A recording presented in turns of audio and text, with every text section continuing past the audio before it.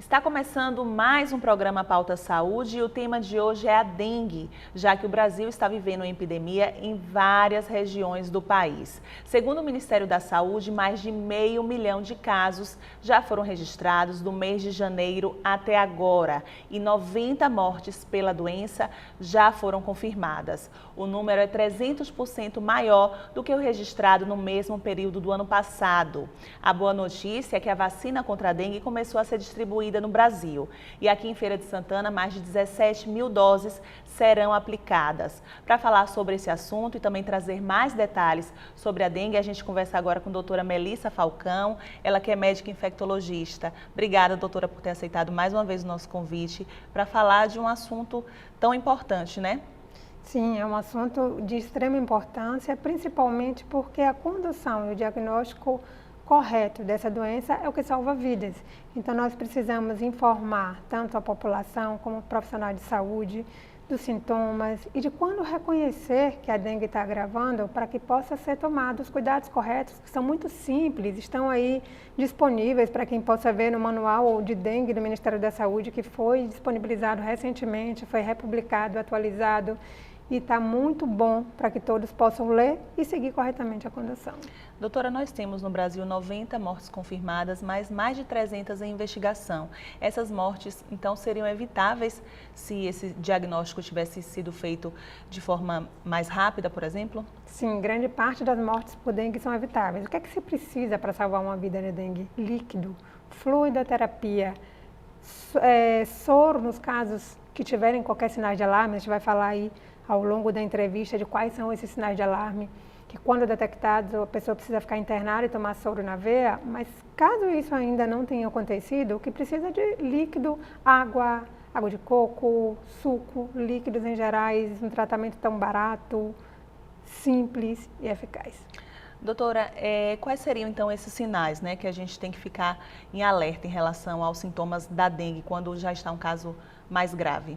Primeiro vamos pensar quando pensar que pode ser dengue. Quando é que eu acho que eu posso ter dengue? Sempre que eu tiver dor ao redor dos olhos, febre, uma dor no corpo, que dá a sensação de corpo quebrado, pode ter umas manchinhas vermelhas no corpo, com coceira, dor de cabeça, enjoo, vômito. Então, sempre que eu tiver, principalmente, dor de cabeça, dor ao redor dos olhos, febre e a sensação no corpo quebrado, eu posso ter dengue. Preciso procurar a unidade de saúde para ser orientado em relação aos sinais de alarme, de quando é que eu posso agravar e de que medicação usar corretamente, porque as medicações são para os sintomas e são proibidos o uso de anti-inflamatório. Então, medicações tão corriqueiras como o uso de ibuprofeno, AS, nimesulida, são contraindicados na dengue porque aumenta o risco de sangramento e de gravidade da doença. Então, às vezes eu tomo um medicamento para aliviar as minhas dores. Por conta própria, né, doutora? Por conta própria, às vezes em dose inadequada, no momento inadequado, e acabo piorando minha situação. Então, sempre que eu penso que pode ser dengue, vou fazer o diagnóstico e aí começo a observar alguns sinais. Se eu começar a vomitar demais, mais do que 3 vômitos no período do dia, comecei a ter uma dor muito forte na barriga, qualquer tipo de sangramento, escovei o dente e sangrou, suei o nariz, sangrou, qualquer sangramento. Tive um desmaio, caí, fiquei fraca, tive um desmaio em casa. Estou muito sonolenta, muito irritada, uma mudança do nível de consciência. Isso tudo é um sinal de que eu estou agravando pela dengue e apresentando qualquer desses sinais, eu vou para a unidade de saúde.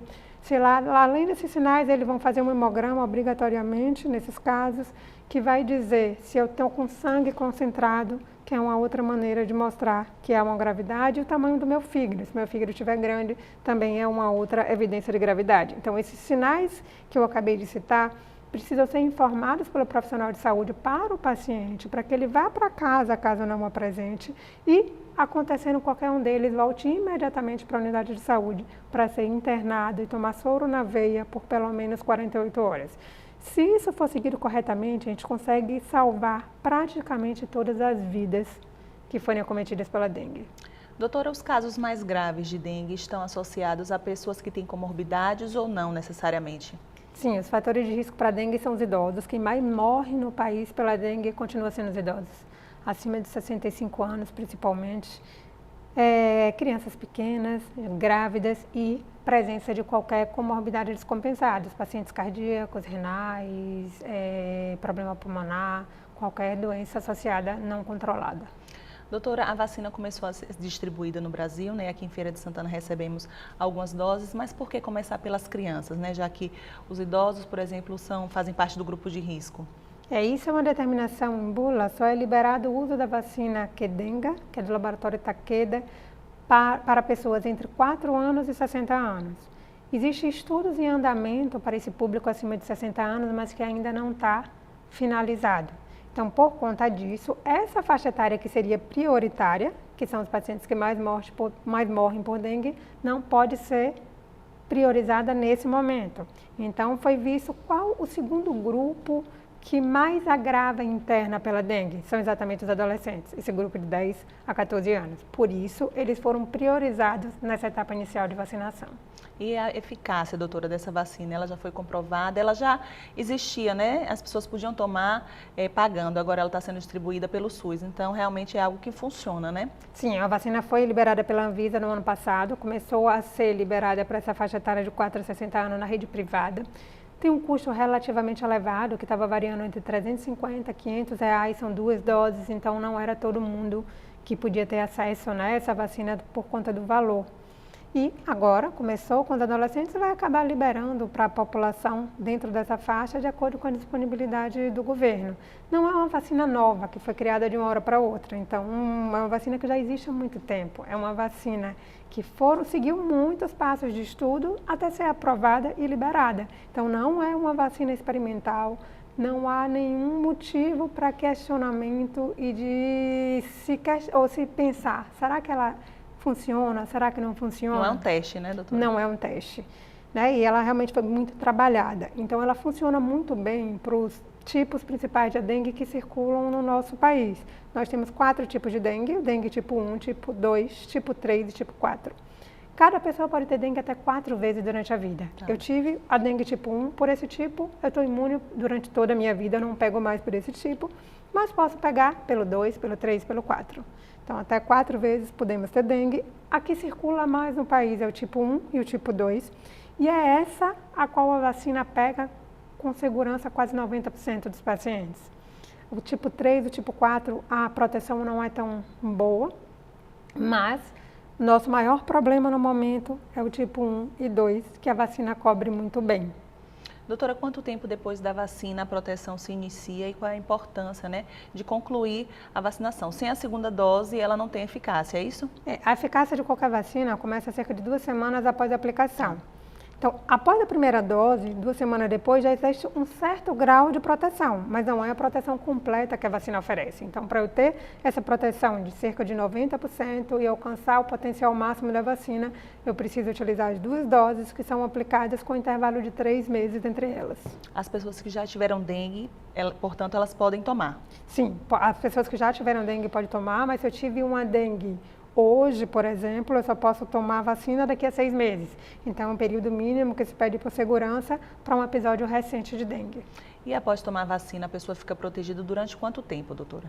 Esses estudos ainda estão avaliando a duração de tempo de proteção, mas estudos que foram realizados para ver a proteção posterior, cerca de 2 anos depois, mostra que essa proteção ainda permanece. E, ao longo do tempo, ela tende a reduzir um pouco. Então, alguns estudos também estão sendo ainda mantidos para ver se vai ser necessária posteriormente doses de reforço, mas até o momento isso não está indicado, não. E existem grupos que não podem tomar vacina? Sim, existem contraindicações, é uma vacina de vírus vivo atenuado. Então, eles pegam o vírus e modificam. Né? Então, inativa aquele vírus. Assim como isso é uma técnica nova, não. Como já acontece com a vacina de febre amarela, por exemplo, que já também conhecemos muito bem há tanto tempo. Então, por conta disso, as pessoas que têm qualquer baixa da imunidade, que têm uma imunossupressão, estão fazendo quimioterapia, usam uma dose de corticoide muito alta, não pode utilizar o medicamento, assim como as grávidas. As mulheres grávidas também não. E pessoas que têm alergia a qualquer componente da fórmula. Doutora, na sua avaliação, né, o que aconteceu para que o número de casos tenha aumentado mais de 300%, né, comparado ao mesmo período do ano passado? Seria mesmo o descuido da população ou tem alguma relação com o clima? Existem 2 fatores principais que estão sendo relacionados, que é a mudança climática. Estamos com calores intensos associados a chuvas intensas e essa alternância faz com que aumente as larvas, aumente os mosquitos. Além disso, a reintrodução recente, depois de mais de 15 anos, do sorotipo 3, que não circulava no Brasil já há muito tempo. Então, esses dois fatores fazem com que haja uma preocupação de estarmos vivendo um dos piores anos de epidemia de dengue no país, com muitas mortes associadas. Então, isso que a gente não pode aceitar num país nosso, com uma doença tão bem estabelecida e com medicamento, tratamento conhecido e eficaz, que tantas vidas sejam perdidas. Para finalizar, eu queria que a senhora reforçasse a diferença, né? Como a gente pode diferenciar a dengue, por exemplo, de uma gripe comum. Essa é mais fácil de diferenciar a dengue de uma gripe e de uma Covid. Na dengue não tem sintomas respiratórios, então se a gente não vai procurar na dengue espirro, coriza, tosse. Se eu tenho um quadro de febre, dor ao redor dos olhos, tossindo, espirrando, isso não vai ser dengue. Isso vai ser Covid ou vai ser a influenza. E se acontece a dor nos olhos e a febre sem nenhum sintomas respiratórios, aí sim eu penso que pode ser a dengue. A não ser que a pessoa tenha uma rinite alérgica, uma asma, mas não é esperado realmente sintomas respiratórios na dengue. Então essa é a minha principal maneira de diferenciação entre a dengue e o Covid só pelos sintomas. O que vai confirmar a doença é o exame de sangue, o exame específico, o sorológico, o PCR. Então, hoje muita gente vê o paciente procurar uma emergência e ser orientado a voltar depois do 6º dia para fazer o exame de sangue. Isso não é necessário. O exame pode ser feito no momento que ele é examinado, 1º, 2º, 3º, 4º dia. Existem os testes realizados nos primeiros 5 dias, que é o mesmo tipo de teste para o Covid, o PCR para dengue, né? É um teste molecular. E também o antígeno NS1, um teste rápido que funciona principalmente nos primeiros 3 dias. O teste rápido, que às vezes até está sendo feito em farmácia, de sorologia, IgG e IgM, esse só pode ser feito a partir do 6º dia. Então, o exame confirmatório também é importante, principalmente naquelas pessoas que são de grupo de risco, qualquer fator de comorbidade, crianças, idosos, gestantes ou que tenham qualquer sinal de gravidade. Doutora, se a pessoa tiver suspeita que está com dengue, ela precisa passar por um médico ou só se realmente o caso estiver mais grave, se os sintomas não estiverem cessando? Eu acho que a primeira avaliação é importante, que seja feita, pode ser na unidade básica de saúde, que deve ser a porta de entrada do serviço de saúde. A primeira avaliação onde vai ser feita a orientação. Para os pacientes que não estão de nenhum grupo de risco, que não tem nenhum sinal de alarme, nenhum sinal de gravidade, eles são orientados a voltar se a febre permanecer por mais de 5 dias ou se tiver algum dos sinais de gravidade. Se o paciente é do grupo B, que é os pacientes que têm um quadro clássico, mas que é do grupo de risco, eles devem voltar diariamente até 48 horas após a febre ceder, porque a dengue tem uma particularidade. A maioria das doenças infecciosas, quando a febre vai embora, nós nos tranquilizamos porque está melhorando. A dengue, ela agrava quando a febre melhora. Então, o agravamento é normalmente nos primeiros 2 dias depois da melhora da febre. Então, esse pessoal do grupo de risco deve retornar até 48 horas depois da febre para ser reavaliado diariamente.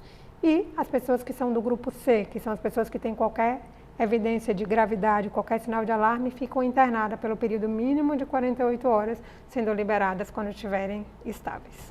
Ok, doutora, muito obrigada pela sua entrevista, muito esclarecedora. Quer deixar mais algum recado para a população?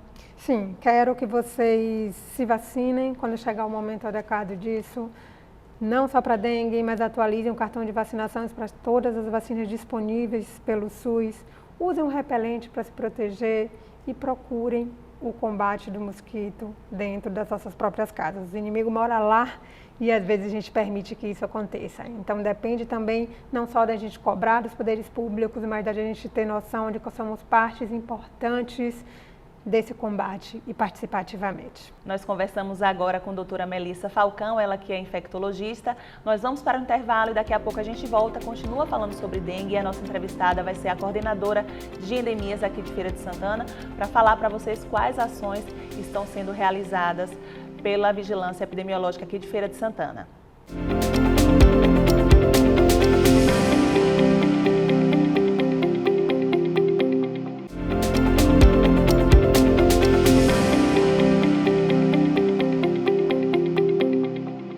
O programa Pauta Saúde está de volta e a gente continua falando sobre dengue. E a nossa entrevistada da vez é Cíntia Sacramento, ela que é coordenadora do Centro de Endemias aqui de Feira de Santana e também bióloga. Cíntia, obrigada, viu, por ter aceitado o nosso convite para participar aqui do programa. Tenho muitas dúvidas acerca desse assunto que está tão em evidência. E para começar, eu quero justamente te perguntar isso. Ao que você atribui esse crescimento no número de casos de dengue? A gente já vem desde o ano passado, né, alertando a população e também os noticiários, porque a gente está tendo uma mudança muito grande na questão ambiental. Então, há um aquecimento global, né, mundial, e tudo isso favorece também essa proliferação maior dos mosquitos, pois a fêmea ela precisa de uma temperatura, né, ideal. Então, quando há um aumento de temperatura, isso favorece para que ela venha a se multiplicar mais rápido. Então, acaba realmente sendo uma proliferação maior, né, desses mosquitos. Cíntia, então isso quer dizer que no verão realmente há mais casos de dengue? Isso, porque favorece no caso do clima. Entendi. Além dessa questão ambiental, você também atribuiria esse aumento à falta de cuidado mesmo da população, ou você acha que as pessoas estão mais conscientes em relação a isso? Também, né? Acho que são um conjunto, na verdade, é um conjunto de fatores, entre a questão do clima, como também a questão da falta, visto que a gente já viu que várias pesquisas já indicaram que mais de 70% dos casos que você encontra focos de dengue é dentro das casas onde é habitado, onde você tem pessoas, né? Então, realmente é o cuidado que as pessoas precisam ter ao estar limpando sua casa, não só a questão do lixo, mas a questão da água também, né? Quem tem calha, né, tem que estar olhando se a calha está tendo a queda adequada, porque a gente sabe que o mosquito, ele é um hospedeiro, mas na verdade é o vírus, né, que é o que transmite realmente a dengue. Então, se você tem um mosquito, você tem um vírus ali no ambiente, é tudo favorável. E a água, tanto faz ser limpa ou suja, Cíntia? Ele se reproduz? Isso. No início era só na água limpa, né? Mas a gente sabe com a evolução, com o passar do tempo, né, até mesmo para o mosquito perpetuar, ele acaba se adaptando e foi justamente, eles se adaptaram à água suja também. Aqui em Feira de Santana, a realidade não está como no restante de algumas regiões do Brasil, né, que a gente já tem uma epidemia de dengue. Qual é o cenário hoje aqui, Cíntia? Isso, a gente tem um aumento, né, bem significativo comparado a 2023. Porque o nosso trabalho sempre é comparando um ano com o outro. Sim. Então, o ano 2023, a gente teve a metade, menos da metade do caso que estamos tendo agora em janeiro de 2024. Então, é um alerta, querendo ou não, um alerta, né? Apesar que a gente está vendo que em outros estados, né, como o Distrito Federal, São Paulo, Rio, está muito mais, né? Os casos muito mais graves, mas mesmo assim, a gente precisa estar em alerta e já tomando esses cuidados. E quais são as estratégias, assim, que o Centro de Endemias tem adotado, né, para tentar evitar o crescimento desse número? Isso, esse finalzinho de 2023 foi bem atípico, né, onde o Ministério da Saúde ele está tentando novas técnicas, novas formas, né, visto que o mosquito também ele evolui, a gente também precisa evoluir nas nossas técnicas e a gente está buscando assim a tecnologia para ajudar, né, então eles treinaram a gente desde o ano passado para fazer estratificação de risco. Por exemplo, que a gente utiliza o computador para poder colocar as notificações dos últimos 10 a 6 anos. Então, aí a gente faz um mapa de calor, né? Que são chamados hotspots, que você consegue verificar aqueles bairros onde todo ano você tem incidência de caso. Então, você começa a ter um olhar diferente. Por que todo ano aquele bairro tem caso? O que é que tem ali? Será que é sua residência? Será que ali tem um córrego, né? Será que tem alguma outra coisa como foco gerador? Então, a gente começa a ter um outro olhar e aí a gente começa a ter também associação de outras secretarias, como meio ambiente, serviço público, para a gente fazer um trabalho mais naquele bairro, né? Para tentar equilibrar. como também a gente está propondo esse ano de usar armadilhas, que são chamadas alvitrampas, né? Então, a gente coloca na residência do morador e normalmente são 300 metros de uma residência para outra, que é justamente o circuito onde o mosquito pode estar passando.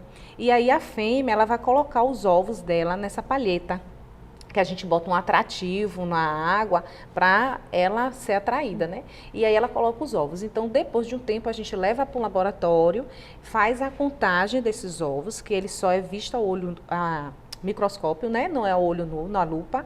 E aí a gente faz essa contagem dos ovos. E aí a gente vai ver se realmente houve ovos naquele ambiente, porque ali tem a fêmea presente, né? Se teve uma quantidade menor, se foi muito grande. Então, a gente já começou a fazer, né, essa colocagem das armadilhas e a gente espera esse ano a gente concluir em toda a feira. Cíntia, como é que vocês têm acesso ao número de notificações? É de acordo com a procura das pessoas nas unidades de saúde do bairro? É dessa forma que vocês chegam a esses bairros que têm mais casos? Isso, por isso que é importante que as pessoas, tendo os sintomas, procurem a unidade de saúde, porque é a única forma que a gente tem de estar fazendo essas atividades dentro dos bairros. Porque se eu não tenho notificação naquele bairro, que ninguém está doente, nenhum hospital, nenhuma unidade de saúde registrou, como é que eu vou fazer esse trabalho, né? Então, por isso que é importante procurar a unidade de saúde e exigir que seja notificado, para poder a gente saber dessas notificações e a gente agir. Tanto que a gente tem que agir dentro de um prazo até de 15 dias. Então, se a pessoa chegou lá tendo os sintomas, a gente conta 15 dias, que é um período também que a gente tem a circulação do mosquito. Então, a gente tenta atacar naquela área para poder eliminar o mosquito que está ali presente. Hoje, como é que é feita essa divisão aqui de controle mesmo em Feira de Santana? Vocês têm um mapa por bairros, por regiões, para que os agentes trabalhem, Cíntia? Como é que funciona essa questão de logística mesmo? Isso, a gente coloca todos os bairros, né? A gente pega o mapa de Feira de Santana e a gente dividiu em 10 frentes de trabalho. Então, cada frente de trabalho ele tem um quantitativo de bairros. Então, essa frente de trabalho ele tem um supervisor, que ele fica responsável por aquela área e alguns agentes que ficam também ali naquela localidade. Então, a gente totaliza essas 10 frentes de trabalho para ter um direcionamento, né, mais pontuado. Cíntia, quais são os desafios, né, mais significativos que vocês enfrentam ao lidar com a dengue na cidade? É um grande desafio que a gente tem é encontrar os moradores, né? E que os moradores permitam que os agentes entrem. A gente está tendo muitas casas fechadas, né? Porque tem uma diferença entre casa fechada e casa abandonada. Né? Abandonada é aquela que não tem morador e fechada é você não encontrar o morador. Então, a gente faz o trabalho dele ali no bairro, mas passa na residência e não tem ninguém, né? Ou até o morador não quer receber. Então, isso é ruim, porque assim, por mais que você diga, a minha casa está limpa, mas às vezes o olhar do agente de endemias é diferente. Eles sabem onde é que pode ter uma água ali parada, acumulada, né? Então, é importante a gente ter essa parceria e permitir que os agentes entrem nas residências. Em relação aos terrenos, como é que vocês fazem para ter acesso também? São vistoriados pelos agentes? Na verdade, os terrenos é de competência, no caso privado, é de competência, né, da própria pessoa. Quando a gente tem o endereço ou o telefone do dono do terreno ou da casa, a gente procura ele, né, e marca para entrar nessa casa. Quando não tem o proprietário, não tem o dono, a gente tem uma lei que nos favorece para quebrar o cadeado e entrar nessa residência. A gente já fez algumas ações dessas aqui em Feira, mas para isso a gente precisa ter uma equipe, né? Isso demanda toda uma burocracia, vamos dizer. Então você tem que ter um guarda, você tem que ter o chaveiro, porque se a gente arrombar o chaveiro, a gente tem que deixar o chaveiro, né, intacto, como estava. Então, e o agente ele vai entrar e vai só verificar se tem água parada, porque muitas pessoas confundem, acham que a gente vai entrar para fazer a limpeza da casa. Ótimo, né? você destacar isso. Assim. Não é assim que funciona o trabalho dos agentes de endemias, não é o papel, né? Não, o agente de endemia não vai limpar a casa de ninguém, né? Não vai capinar, não vai. Ele vai entrar para olhar se tem água parada. Então, no caso das casas abandonadas, o agravante é aquelas que têm piscina ou que esteja evadido a recente, né? Que às vezes pode ter um vaso sanitário aberto com água ali parada.